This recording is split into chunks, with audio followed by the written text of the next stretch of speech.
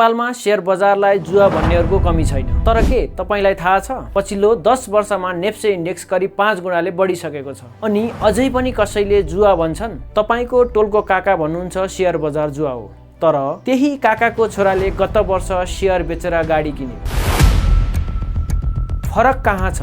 फरक छ बुझेर लगानी गर्ने र नबुझी हल्लाको पछाडि कुद्नेमा। नमस्कार, म हुँ अनिल सापकोटा। तपाईलाई स्वागत छ मेरो युट्युब च्यानल लगानी मित्रमा। आज म तपाईलाई शेयर मार्केटको पुरा सिस्टम बुझाउँछु। कसले के गर्छ, पैसा कसरी आउँछ अनि जोखिम कहाँ छ, तथ्य र प्रमाणको साथमा बुझाउने छु। शेयर मार्केट भनेको ओनरशिपको बजार हो। यो कुरा बुझ्न यो रिपोर्ट हेरौँ। यहाँ देख्नुहुन्छ साधारण लगानीकर्ताहरूसँग कति % शेयर छ। जसको शेयर छ उसकै ओनरशिप छ। यहाँ कुरा गरौँ नेपालकै ठुलो कम्पनी मध्ये एक नबिल बैंक। 2075 सालतिर यसको प्राइस थियो हाराहारी 350 रुपैयाँ। 2083 सालमा यो रु 500 भयो।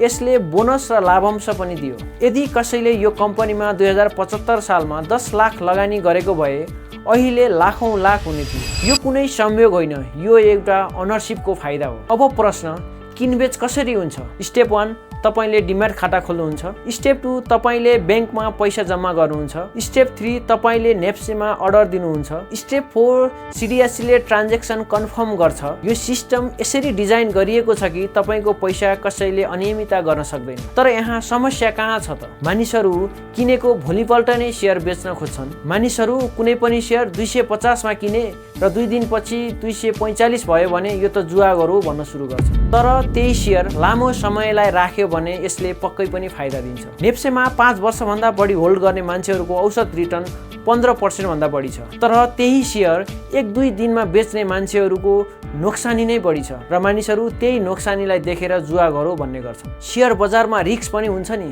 के हो त रिस्क? कम्पनी नै खराब पर्यो भने, जस्तै कुनै कम्पनी डुब्यो भने, तपाईले लोन लिएर कुनै पनि शेयर किन्नुभयो र त्यो शेयर घट्यो भने तपाईले र्युमरमा किन्नुभयो कुनै एनालाइसिस बिना। आखिर रिस्क यिनै न हुन्? बुझेर लगानी गरियो भने पक्कै पनि यस्ता रिस्कहरू घटाउन सकिन्छ। म तपाईलाई एउटा रियल केस स्टडी देखाउँछु। कुनै व्यक्तिले 2070 सालमा मासिक 20,000 जम्मा गर्दै शेयर किने र 2081 मा यसरी नै 20-20 हजार जम्मा गर्दै किनेको शेयर लाखौंमा परिणत भयो। यो कुनै सर्टकट होइन, यो एउटा डिसिप्लिन र धैर्यताको फल हो। र यदि आज तपाईसँग 10-20 हजार मात्र छ भने पनि पहिला डिम्याट खोल्नुहोस्, टिएमएस आइडी बनाउनुहोस्, कम्तीमा 15 दिनदेखि 1 महिनासम्म नेप्सेलाई बुझ्नुहोस् र कम्पनीका रिपोर्टहरू एनालाइसिस गर्न सिक्नुहोस्। र पहिलो लगानी ब्लू चिप कम्पनीमै गर्नुहोस्। ब्लू चिप कम्पनी भन्नाले जसले वर्षौंदेखि डिभिडेन्ड दिइरहेका छन्, जस्तै नबिल बैंक, एनटिसी, सिआइटी लगायत थुप्रै कम्पनीहरू छन्। र आजको भिडियोमा हामीले 4 कुरा सिक्यौं। शेयर बजार,